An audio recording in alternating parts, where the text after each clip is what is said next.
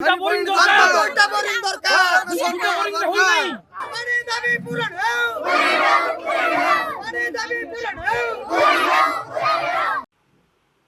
Nabarangpur जिलार झरीगाँ block भीमागुड़ा Majhiguda छक निकट में शताधिक पुरुष महिला एपरिक छोट छोट पिला माने रास्ता उपरे बाल्टी गगरा हंडा और पानी टब रखी रास्ता अवरोध करथिले।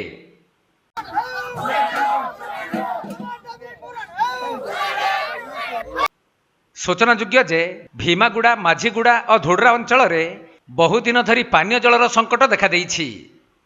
तेणु यही समस्या को नहीं ग्रामवासी माने बारंबार प्रशासन को जणाइथिले मध्य फल किंतु शून। सेपटे माझीगुड़ा मात्र गोटे नलकूप रही बेले से नालिया पानी बाहरुछि, अन्यपटे पानी टेप गुड़िकर ठीक भाव में पानी आसुनाही। तेणु यही पानी समस्या को नहीं माझीगुड़ा और बड़ भीमागुड़ार ग्रामवासी माने धोडरा और छत्तीसगढ़ को संयोग करुवा रास्ता को अवरोध करथिले, जहा फल रास्तार उभय पार्श्व अनेक जानवाहन अटकी रहिथिला। तेबे ही खबर पाइबा परे स्थानीय सरपंच घटनास्थल में पहुंची लोकमानक सहित आलोचना करथिले। हेले एही समस्यार समाधान नहेले रास्तारूकरू हटिबे नाही बोली ग्रामवासी माने जिद धरिथिले। परे सरपंच सेमानकु बुझाइबाकु जाई कहिथिले जे मु नूतन सरपंच भाव में निर्वाचित होईछि, आउ मो पाखरे एही पानी समस्या को नहीं लिखित भाव में कही देई नाहंती।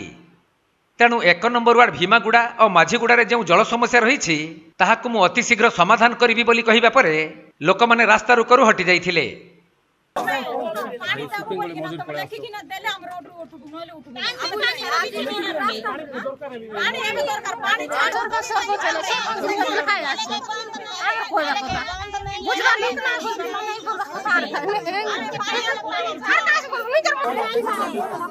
तेबे खाली देखा बाकी रहिला जे सरपंच प्रतिश्रुति रही जाउछि ना प्रकृत में ग्रामवासी माने जल समस्या मुक्ति पाउछंती।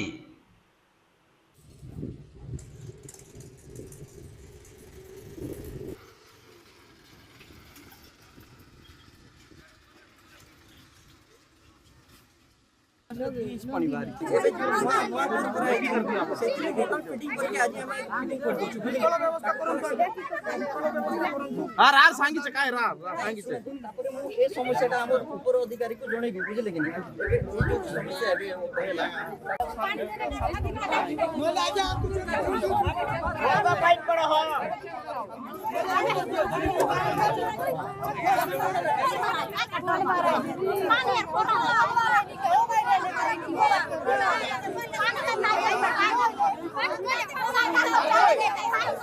नवरंगपुर जिला प्रतिनिधि जोगेंद्र प्रसाद महंती झरीगाँ कृष्णा साहू रिपोर्ट कोणार्क लाइव।